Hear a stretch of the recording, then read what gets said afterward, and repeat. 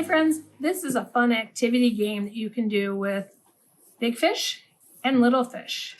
So an adult can help you cut these out, and then we have two boards, one that says big fish and one that says little fish. And you're going to sort these onto the big fish on one and little fish on the other. It doesn't matter what color.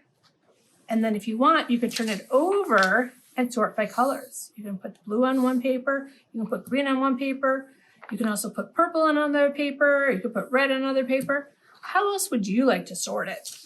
But this is a fun way to sort things called classification.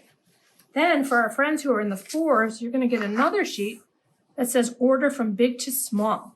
So here are 4 different sizes. You're going to cut them out, mix them up. You're going to put the biggest over here and go all the way to the smallest. You can also reverse it by starting with small and going all the way to the big. We are starting on the left side of the paper because left side is how we read from left to right. That is the purpose of this activity. Have fun with it. Either way you're doing it. Bye, friends.